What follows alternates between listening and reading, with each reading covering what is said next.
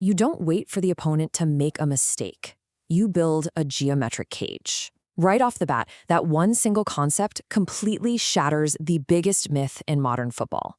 You know, if you've ever casually thought that José Mourinho simply parks the bus out of sheer fear, or that he just relies on luck to scrape out wins, well, you are missing out on one of the most ruthless tactical and psychological systems ever built. Welcome to This Explainer. Today, we're tearing down the lazy misconceptions and looking at the cold, hard mechanics of a serial winner. We're basically going to deconstruct the anatomy of a mastermind. We are going to dive deep into the active, the mathematical, and the deeply psychological frameworks that created one of football's most polarizing but undeniably successful managers. We're pulling from deep dive tactical breakdowns, leadership case studies, and some incredible first-hand player accounts to see exactly how Mourinho constructs his empires from the ground up. Here's the roadmap for today. We'll be hitting 4 distinct phases: tactical geometry, psychological warfare, the big game anti-system, and finally, the siege mentality meltdown. Let's get right into it. Starting off with part 1, tactical geometry, the myth of anti-football. So we really have to start with his tactical DNA, and specifically why his defensive block is absolutely not what you probably think it is. Forget that whole casual fan view of him just lazily parking the bus. The high IQ reality here is that his defense is fundamentally proactive. It's actually super aggressive. He's actively eliminating the opponent's strengths before they even cross into his half of the pitch. By keeping a strict 10 to 15 yards of maximum separation between his defensive and midfield units, he creates that literal geometric cage we talked about. See, he doesn't need 70% possession to dictate the game. He controls exactly where you are allowed to touch the ball, usually forcing you out to the touchline, which he basically uses as an extra defender. Just think about this number for a second. 15. That is the all-time defensive record of goals conceded by Chelsea in the entire 2004 to 2005 Premier League season. 38 games, 24 clean sheets, just 15 goals allowed. No team in the modern era has even come close to that, right? By completely locking down the central lanes, strictly forbidding his center backs like John Terry and Ricardo Carvalho from getting dragged out of position, and utilizing this frankly revolutionary 3 versus 2 midfield overload anchored by Claude Makelele, Mourinho completely suffocated the Premier League. But here's the crucial point. This impenetrable defense, it wasn't just for survival. It fed directly into what's known as the key man system. Mourinho, he doesn't really build democratic teams where creativity is just shared equally among everybody. He relies on one high IQ quarterback to translate those defensive recoveries into goal-scoring opportunities in under 2 seconds flat. At Porto, it was Deco acting as that rapid transition outlet. At Inter Milan, Wesley Sneijder was the absolute master of the half-turn, just launching balls up to Diego Milito. And later at Chelsea, he dropped Cesc Fabregas deeper to act as a laser-precise number 8. The key man is the direct, lethal connection between that geometric cage and the killer blow. Which brings us to another genuinely staggering number: 121. This is the record-breaking number of goals scored by Mourinho's Real Madrid in the 2011 to 2012 La Liga season, earning them a ridiculous 100 points. This entirely dismantles that whole passive defense narrative, right? He engineered a hyper-vertical goal-scoring machine specifically designed to destroy Pep Guardiola's high-possession Barcelona. Once the ball was intercepted, they didn't build up slowly, they launched.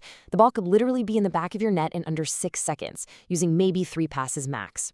That sheer velocity and vertical precision can completely tear apart any team in the world. All right, moving into part 2, psychological warfare and engineering belief.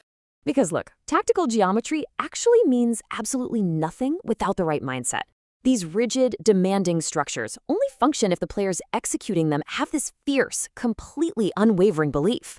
When Mourinho first arrived at Porto, he didn't go out and buy expensive, ready-made superstars. No, he recruited players from lower leagues who had a real competitive fire and a massive willingness to sacrifice. He was optimizing for psychological fit, not just pure pedigree. He engineered belief before the battle even started. He actually made his team want to draw a giant like Manchester United in the Champions League by totally reframing their fear into pure excitement. He took every ounce of media doubt, all that external pressure, and channeled it into this intense us-against-the-world internal unity. And most importantly, he coached the collective. Even when working with massive megastars like Cristiano Ronaldo later on, he made it explicitly clear that individual excellence only matters when it serves the team's overarching system.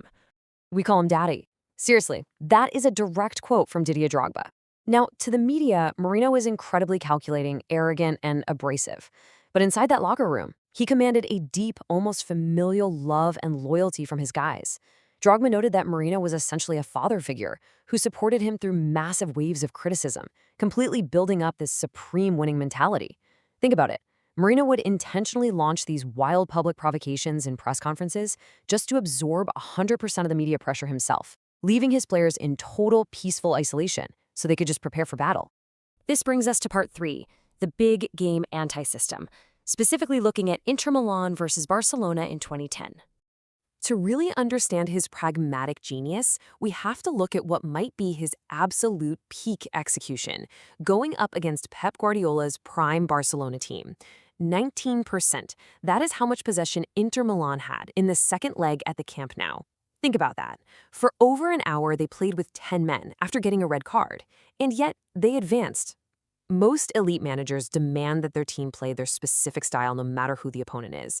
But Mourinho, he takes the exact opposite approach. In these massive, high-stakes knockout games, he doesn't play his own system at all. He builds a bespoke anti-system designed entirely to murder whatever it is that your team does best. And this whole tactic runs on a really famous piece of Mourinho logic. Whoever has the ball has increased anxiety, is more likely to make a mistake. It's brilliant. He willingly, intentionally surrendered the ball to Barcelona. By doing that, he turned Barcelona's single greatest strength, their legendary possession, into a frustrating, heavy psychological burden. Because if you have the ball but you just can't break down a compact defensive block, you start to get anxious. You overcommit bodies forward, and suddenly your defensive structure totally breaks down. And that, my friends, is exactly when Mourinho's trap snaps shut. So let's look at the actual mechanics of that sabotage. Step 1. Javier Zanetti's strict man marks Lionel Messi out on the wing, just shadows him. Step 2. As Messi inevitably gets frustrated and drifts inside to find the ball, Thiago Motta or Esteban Cambiasso dynamically take over that marking zonally, meaning Messi is literally never free. Step 3. When Inter finally did win the ball back, they relentlessly targeted the massive, empty spaces left behind by Barcelona's highly advanced fullbacks, Dani Alves and Maxwell. Inter completely stripped Barcelona of their central presence, just forcing them into these harmless, sterile, sideways passes. It was an absolute masterclass in pure tactical sabotage that proved, once and for all, you absolutely do not need the ball to completely dominate a football match. Which leads us to our final section, part 4, the siege mentality meltdown, or as it's often called, third season syndrome. You see, maintaining this insane level of combat-ready intensity, it carries a really severe and inevitable cost. The very weapon that built his massive empires is usually what eventually tears them down. A siege mentality, fundamentally, is a shared feeling of victimization. It's that fierce us versus them mindset. And don't get me wrong, it is incredibly effective in the short term. It unites the entire locker room against referees, against the media, footballing authorities, rival clubs, you name it. But historically, whether you're talking about actual military sieges or a long football season, prolonged exposure to siege conditions is intensely mentally fatiguing. It is just flat out exhausting to constantly wage a daily war of attrition against these faceless threats. And you can watch how this inevitably plays out over time, pretty much everywhere he goes. In Season 1, creating those external enemies unifies the squad. It drives this instant, incredible transformation. By Season 2, they're usually winning massive historic trophies, but that extreme mental fatigue is really starting to set in. Then comes Season 3, and the illusion of control starts to slip. Because the players are so mentally exhausted, the results on the pitch naturally dip. And because Mourinho desperately needs an enemy to maintain that siege, but the external enemies have kind of lost their motivational punch, well, the internal scapegoating begins. And the end result almost every time is a complete and total erosion of trust. We saw this so clearly and really pretty tragically illustrated during his final stint at Chelsea. He turned the focus inward. That infamous incident with club medic Eva Carneiro on the sidelines, that was a massive tactical error in leadership because he was publicly scapegoating his own staff. Suddenly, all those conspiratorial forces were no longer outside the club, they were inside the house.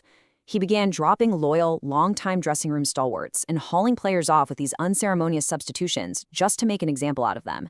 The whole us versus them mentality completely fractures the exact moment the us realizes they might actually be the next target.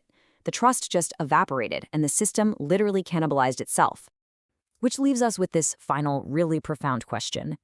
If the siege mentality inevitably cannibalizes the team, is the ultimate cost of Mourinho's genius just a guaranteed implosion? Are those spectacular, record-breaking, trophy-laden peaks of his structural and psychological methods actually worth the incredibly toxic burnout that always seems to follow a few years later? What you really need to take away from this explainer is that José Mourinho isn't just a tactician. He's a psychological engineer who fundamentally treats football as warfare. And as we all know, in war, even the victor ends up paying a very heavy price. Thank you so much for joining me today, and I genuinely hope this changes how you view the beautiful game.